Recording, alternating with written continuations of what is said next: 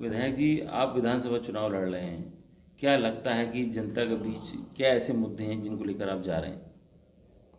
इस क्षेत्र के विकास के लिए, इस क्षेत्र के निवासियों और मतदाताओं के सम्मान के लिए, जिससे क्षेत्र का विकास भी हो और जो लोग वोट देते हैं उनका सम्मान भी सुरक्षित रहे। अच्छा, अभी 5 साल बीजेपी की सरकार रही है, क्या लगता है कि कितना विकास हो पाया है आपकी विधानसभा क्षेत्र में? इस विधानसभा क्षेत्र में तो ऐसा कोई विकास कार्य हुआ ही नहीं जिसकी कोई चर्चा बनती हो। रही भारतीय जनता पार्टी की सरकार में विकास कार्यों की, वो ना के बराबर है। कोई नई सड़क नहीं बनी, किसी विधायक को हैंडपाइप तक नहीं मिले हैं।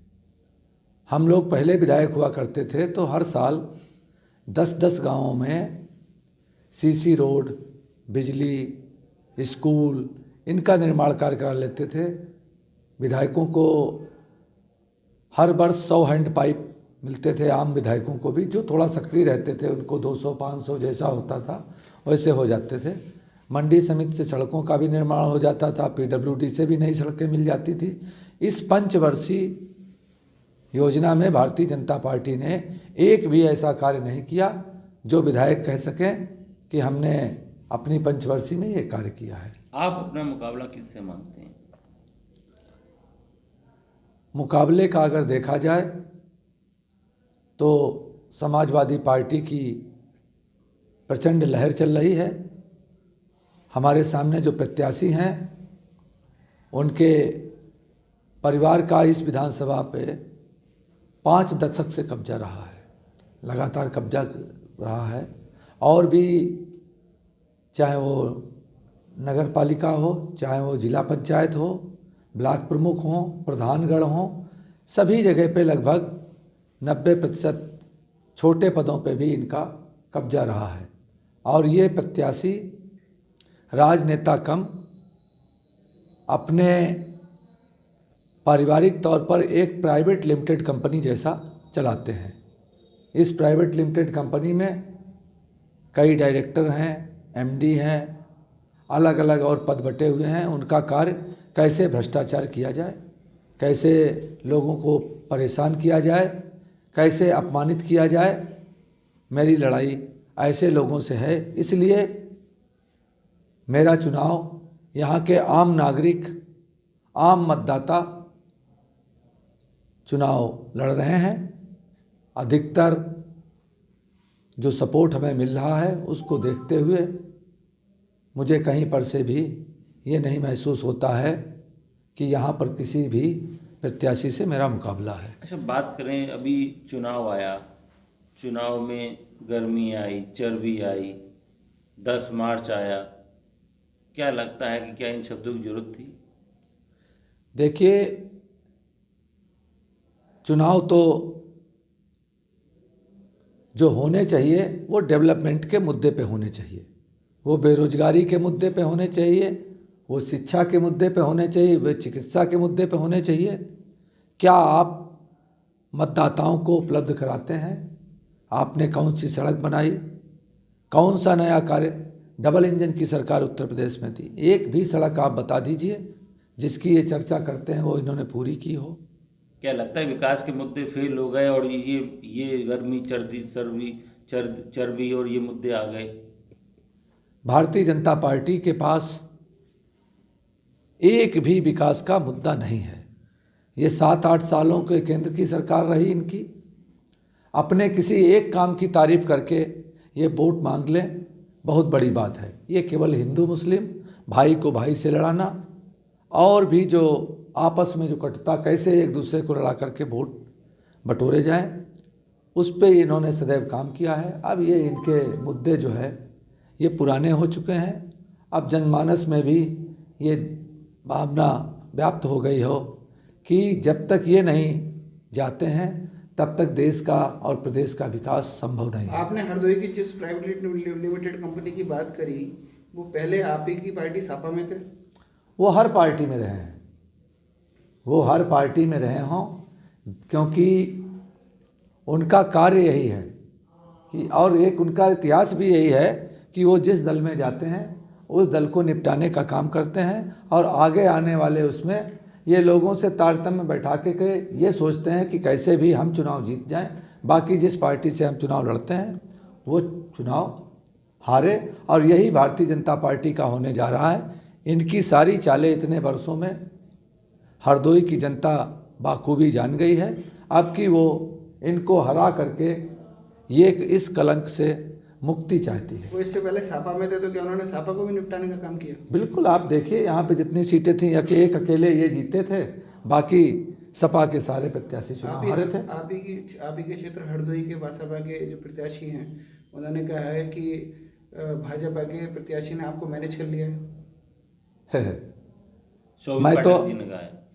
मैं तो आज तक कभी उनके किसी मंच के इर्द गिर्द भी नहीं गया, ना मेरे ऊपर कोई आरोप लगा सकता है। फिर मैं 20 वर्षों में 2 बार विधानसभा का चुनाव लड़ा हूँ, दोनों बार विधानसभा चुनाव जीता हूँ। मैं इस सामान्य सीट पर यहाँ उनको हराने के लिए आया हूँ, ना कि कोई व्यक्ति मुझको मैनेज कर सकता है।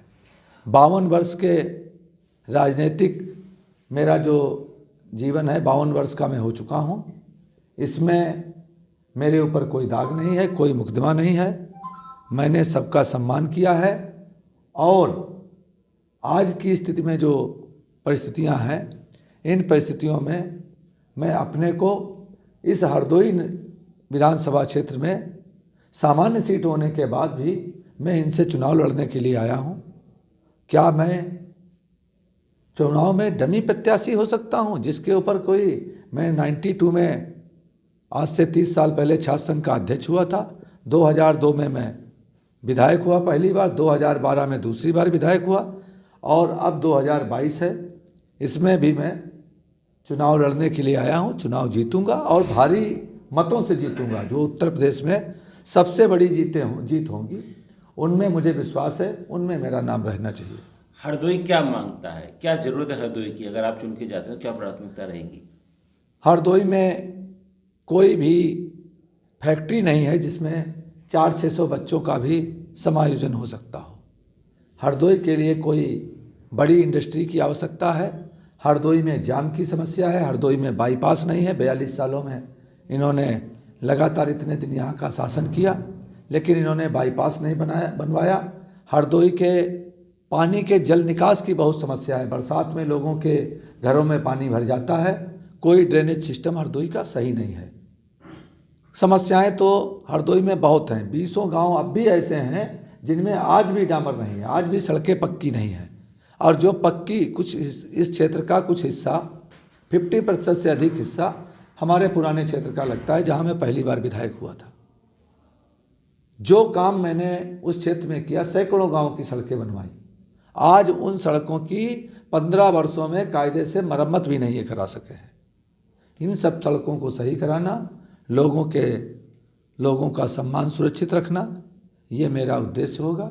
इसी को लेकर के मैं इस विधानसभा क्षेत्र में चुनाव लड़ने के लिए आया हूं, और मुझे उम्मीद है कि इन्हें मैं बहुत अच्छे मार्जिन से चुनाव हराऊंगा। योगी जी ने कहा कि समाजवादी पार्टी जो है परिवारवाद की पार्टी है, इनका काम आतंकवाद है, इनका नाम समाजवाद है। देखिए, भारतीय जनता पार्टी के नेता चाहे कोई भी हो, वो झूठ बोलते हैं, परिवारवाद की बात करते हैं। जिनके सामने मैं चुनाव लड़ रहा हूं, उनका उदाहरण उठा करके देख लीजिए। इनके 4 और 5 पीढ़ी से लगातार चुनाव लड़ते चला रहा है। इन्हीं के परिवार में जिला पंचायत अध्यक्ष रहे हैं, इन्हीं के परिवार में नगर पालिका अध्यक्ष रहे हैं, इन्हीं के परिवार में विधायक रहे हैं, इन्हीं के परिवार में राज्यसभा सदस्य रहे हैं, इन्हीं के परिवार में स्वतंत्र वो राज्य मंत्री का दर्जा मिलता है, वो भी दिया जाता रहा है। इन्हीं के परिवार में हरदोई में जितनी भी यूनियनें चलती हैं, चाहे वो किसी भी, चाहे बस यूनियन हो, चाहे भट्टा यूनियन हो, चाहे राइस मिल एसोसिएशन हो, मतलब एनी हाउ कोई भी पद है, कोई भी जिम्मेदारी है, सब इसी एक परिवार में, सब पे इनका कब्जा है। अगर योगी जी को क्या इनका परिवारवाद हरदोई में नहीं दिखता है? क्या भाजपा में कोई कार्यकर्ता ऐसा नहीं रह गया था जिसको ये चुनाव लड़ाते? जो इनके सामने पिछली बार भाजपा के प्रत्याशी थे वो कुछ ही वोट से चुनाव हारे थे, क्या उनके बारे में नहीं सोच सकते थे? क्या भाजपा के उस कार्यकर्ता का समायोजन नहीं हो सकता था जिसने 25 साल 30 साल 40 साल जनसंघ कार्यकाल से वो उसने भाजपा नहीं छोड़ी? क्या यही परिवार इनको दिखता था? फिर पिछली बार एक जो है हमने बालामऊ विधानसभा में एक विधायक जी थे, स्वतंत्र प्रभार राज्य मंत्री भी रहे, 6 बार के विधायक थे, उनको भी मैं यहाँ से 35 किलोमीटर 30 किलोमीटर 30 किलोमीटर दूर चुनाव हराने के लिए गया था, इसी नगर के बाहर हट कर के उनको मैंने हराया जाके था। उनके भी परिवार में आज परिवारवाद, उनके परिवार में 2 विधायक हैं, एक सांसद है, ब्लॉक प्रमुख है, और पद देखे जाएं तो और भी इक्का दुक्का प्रधानी है, सब पद हैं। क्या भाजपा के नेताओं का परिवारवाद उनको ये नहीं दिखता है? हरदोई में तो भयंकर परिवारवाद है। क्या दोहरा मापदंड दिखती भाजपा? क्यों नहीं, ये तो अंडरस्टूड बात है, सब दिख रहा है। आप बताइए, एक परिवार में 4 6 8 10 लोग एक ही पद पर होते हैं, मतलब एक जैसे जो एक ही परिवार से जुड़े हुए लोग। आप बता तो रहे, जो रिजर्व सीट पे रामपाल वर्मा जी 7वीं बार विधायक हैं, उनका बेटा ब्लॉक प्रमुख है, उनका भतीजा एमपी है, उनका एक भतीजा विधायक है, भाजपा से ही ये सारे हैं। और भाजपा ने भी सामान्य सीट पर उनको ब्लॉक प्रमुख बनाया है।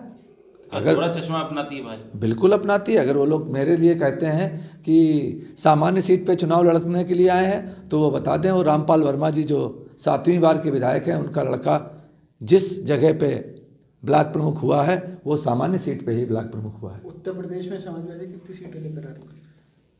उत्तर प्रदेश में समाजवादी पार्टी की मेरी नज़र में तो 350 से ऊपर सीटें निकलेंगी, क्योंकि जो मीटिंगें राष्ट्रीय अध्यक्ष अखिलेश यादव जी की हो रही हैं, आप लोग स्वयं देखिए, बगैर किसी पैसे के, बगैर किसी उसकी इतनी भीड़ हो रही है, रथ में इतनी भीड़ होती नहीं है।